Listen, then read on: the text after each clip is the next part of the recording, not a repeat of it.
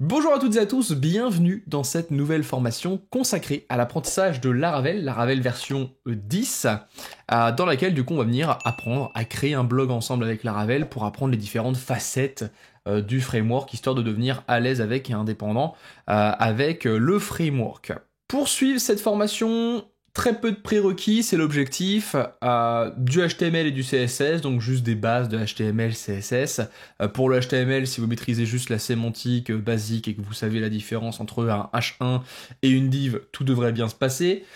Côté CSS, juste le box model classique, et si du coup vous maîtrisez en prime Flexbox, ça peut être pas mal juste pour bien comprendre tout ce qu'on fera quand on viendra créer nos différents templates avec leur style. Si jamais c'est pas le cas, c'est pas très grave, on décrira à chaque fois ce qu'on fait, donc il y aura pas trop de soucis pour ça. Là où ça va être important d'avoir de certains prérequis, ça va être sur le PHP. Forcément, il faut maîtriser les bases de PHP. Il faut avoir également des petites notions de programmation orientée objet, hein, puisque Laravel n'est qu'objet, j'ai envie de vous dire. Donc forcément, il faudra savoir ce que c'est une classe, ce que c'est une instance, un objet. Si vous connaissez également ce que sont les interfaces, les traits, éventuellement les énumérations, mais ça on y reviendra un petit peu pour vous expliquer comment ça fonctionne. Ça peut être pas mal. Côté JavaScript, c'est totalement optionnel. On aura 2-3 petits boutons à gérer en JavaScript, rien de très méchant. Donc si vous n'avez jamais fait de JavaScript, ne vous privez pas de cette formation, vous pouvez la suivre sans aucun problème. Le JavaScript, ça sera genre 10 minutes dans toute cette formation de plusieurs heures. On va maintenant passer du coup à la présentation du projet qu'on va réaliser tout au long de cette formation. Donc je vous le disais, c'est un blog, donc blog sur lequel on aura les articles sur la page d'accueil. On aura forcément une petite pagination pour les fameux articles, ça ce sera plutôt pratique. Chaque article aura une catégorie, potentiellement une ou plusieurs étiquettes, un ou plusieurs tags. Donc on pourra également en avoir 0 si jamais le post n'en a pas besoin. Voilà, j'ai un exemple juste ici par exemple. On aura un petit extrait de l'article et du coup forcément je pourrai cliquer pour avoir le contenu de l'article dans son entièreté. Chaque article pourra avoir des commentaires qui seront postés dessus, bien entendu.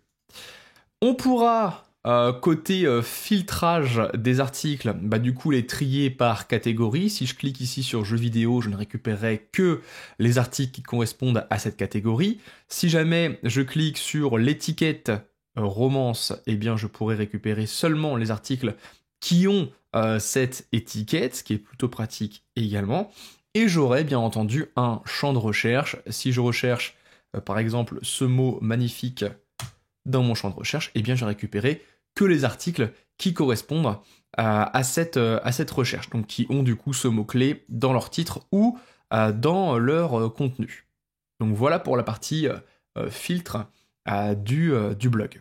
On aura également une partie authentification, logique j'ai envie de vous dire, pour que les gens du coup puissent s'authentifier pour notamment commenter les articles.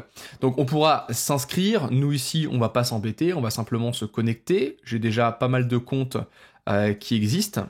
On verra comment remplir nos tables avec Laravel avec du contenu aléatoire, comme je l'ai ici.